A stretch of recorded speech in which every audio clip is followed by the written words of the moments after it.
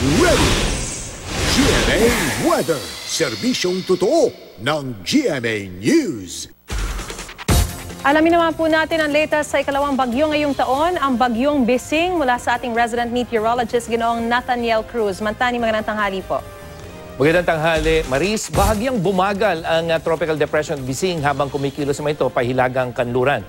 Huli itong namataan ng Pag-asa, 515 kilometers dyan sa may silangan ng Hinatuan, Surigao del Sur. Taglay pa rin ito ang lakas na hangin, aabot sa 45 kilometers per hour malapit sa gitna at bugsong 55 kilometers per hour. Kumikilos ito pa northwest sa bilis na 11 kilometers per hour.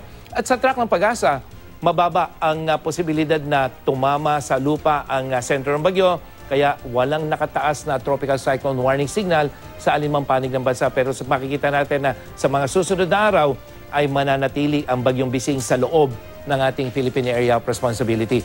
Sa datos ng Metro Weather, asahan ng hanggang katamtamang ulan dyan sa may silangang bahagi ng Mindanao, lalo sa Caraga at Davao Region, ngayong hapon hanggang mamayang gabihan. At may mahihinang pag-ulan naman sa iba pang bahagi ng Mindanao, lalo na dyan sa may Northern Mindanao.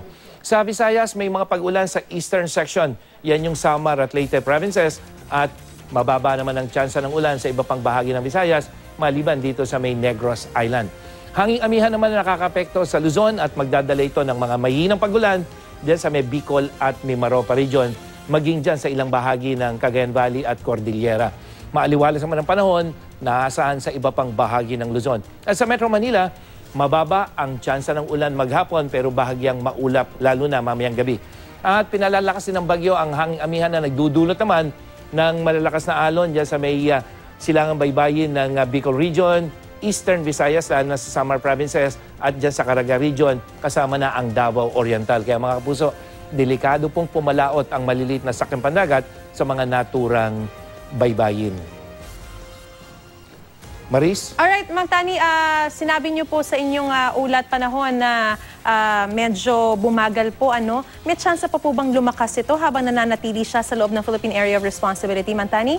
Well, Maris, unang-una dahil sa malakas na hanging amihan ay mababa yung posibilidad na maging isang malakas na bagyo ito. Dahil yung hanging amihan natin, Maris, yan yung malamig at tuyong hangin at yun yung kalaban ng isang bagyo bago ito lumakas. Kaya kahit nasa karagatan ito, makikita mo sa mga susunod na araw, nasa loob yan ng ating area of responsibility pero humihina yung sirkulasyon niya. So, yun ang isang maganda dahil ang isang kinatatakutan ng ating mga kababayan, Maris, nagbaha-baha dyan sa Mindanao noong mga nakaraang araw at mayroon namang palapit na bagyo. Kaya may mga ulan pa rin maranasan dito pero yung paglakas ng bagyo, nakikita natin na malaking magiging epekto niyan o ng hanging amihan para hindi na tuluyang lumakas itong bagyong Bising, Maris. Oo, kasi Mang Tani, nung nakaraang bagyo, yung unang bagyo na tumama para sa taong ito, talagang matinding mga pagbaha yung idunulot niyan, especially sa may Mindanao. So hindi na yan po aasahan sa bagyong ito, Mang Tani. Yes, Maris, pero patuloy pa rin nating pinag-iingat itong Caraga, Davao Region, Eastern Visayas, kahit hindi lalapit ng gusto yung yung nakikita niyo mga kulay na yan po yung mga malalakas na ulan.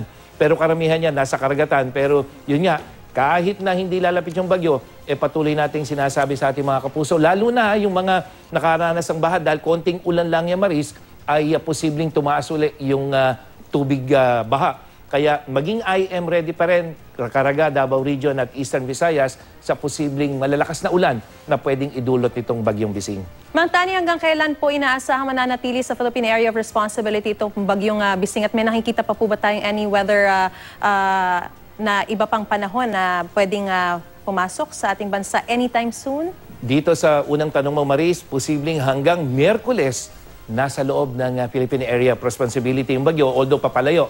So yun yung babantayan natin. At sa ngayon kasi, pagkatapos ito, ay wala tayong nakikita. Pero hindi ibig sabihin na, Marisa, kahit walang bagyo, posibleng may mga ulan dito dahil mayroong mga weather disturbances o weather systems na pwedeng magpaulan tulad ng hanging amihan at tail end of cold front. At dahil nga pero merong parang halos La Nina dito sa ating bansa o yung epekto ng La Nina-like condition, talagang mataas ang posibilidad, Maris, na magpatuloy yung mga malalakas na ulan. Kapag katapos ng bagyo na yan, ngayong buwan ng Pebrero, Maris, dapat talaga maging handa sila dahil abnormal yung nangyayari ngayong weather condition, lalo na dyan sa Visayas at Mindanao. Alright, maraming salamat po, Mantani. At yan ang latest mula sa GMA Weather. Ako po si Nathaniel Cruz, magplano para sigurado. I am ready. Serbisyong totoo ng GMA News.